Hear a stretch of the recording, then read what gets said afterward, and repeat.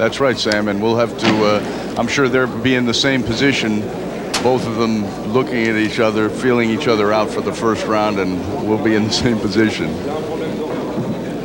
Nyakana comes originally from New Zealand as well. He fought in New Zealand and won the Commonwealth Championship there. For Rahou, he is a fighter that fights out of France, and again is 26, the older of the two. And we'll find out exactly how well these two guys will do. It is an 18-foot ring as they fight here at the beautiful Winter Circus, as it is called. This is where the circus winners in the wintertime. They have an outdoor facility that they hold their circus acts here in Paris in the summer, but in the winter they are in here, and it is a magnificent old building, well over 100 years. Again, it is Nyakana in the black with the red, and Rahou again will chase him in the white. Yeah, this is the feeling out process so far. It is an awfully beautiful facility we're in here, Sam. Good right hand he dug to the body. Excuse me, left hook. Both fighters, in particular, Nyakana trying to stick that left jab. By the way, they use the SDI gloves here in Paris. That, of course, the gloves mostly used by the Europeans. Of course, Everlast is what the champion wears. Of course, Orlando Canizales in his defense of his bantamweight championship. Good straight left jab that time by Nyakana. Yeah, he has good quickness. Good quickness.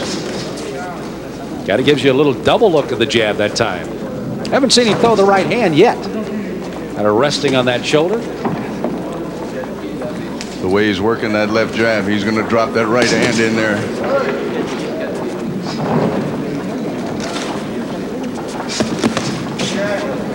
Nice hook off the jab.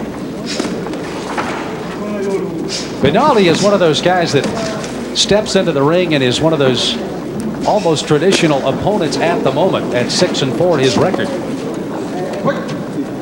But you know, there's just a matter of time until he might get an opportunity with one big blow, one big punch somewhere along the way, and suddenly becomes no longer the opponent, but a guy that can fight. Right now, he's being outclassed in round one, though. That's a wonderful thing about this business. These fights can change at any time.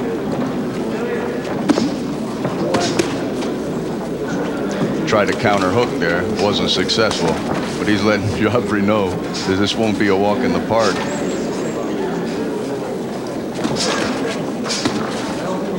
Nyakana has been in Luxembourg for the last 3 years, where he does most of his training now. Ooh, good left hook to the body that time.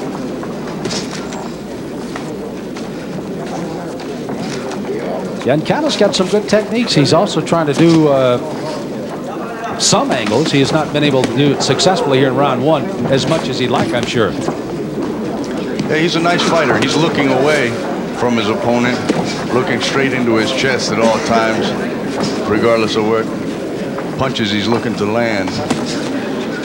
Nice jab. He's in a good rhythm, and then he's working the hook off the jab nicely. Pierre Kabusu will be the man who'll work in the ring in the corner with Nyakana when he gets through with round one. And there it is, the bell to end round one of a scheduled 6-rounder. Round two is underway. Nyakana in the black with a red stripe. Rahou again. Benali Rahou in the white with a blue stripe. Round one, not a lot of doubts on the scoring card here at ringside. Solid round for Nyakana. Used the left jab. Actually jabbed off of it and hooked inside pretty well. You can see the quickness, and now it's almost like a cobra kind of coming back at you in a big hurry. I think he's been watching some of the tapes of the Kronk gym. The way he's got that left jab laying down there, using the up jab nicely. I guess as long as you have the quickness to back that up, you can get away with that, though, Bob, can't you? That's right. He'll be the first to know if he doesn't.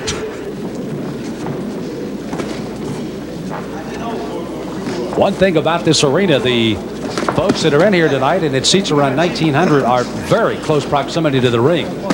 So they will have a good bird's eye view of what happens in the fight here, moving into round two. Kind of reminds me of our Blue Horizon in Philadelphia. Yes. Except the neighborhood surrounding it is a little bit nicer. And also, when you talk about the Blue Horizon, you're talking about history of probably very few years. Here you're talking about a history for almost a lifetime in Paris. Marvelous structure in this place. One thing also about Nyakana is he digs that left to the body again. Seems to be very well trained, but came out and was very dry. It's one of the things we watch, particularly with fighters around the world, when they come out and not worked up a good sweat. This could be an indication they're not quite ready for the fight, but he seems to be. Yeah, I was surprised to see the amount of these. Ooh, good counter right hand. I tell you what, Rahou has suddenly come alive with first of all, a left hook, and now he's countered with a right cross. And Nyakana says, I better be the man that gets out first. I didn't like that at all. It was a bit of a wake-up call for him there, Sam. Ooh, nice left hook. Both fighters exchanging well. I think the feeling out process is over. Oh, Left hook.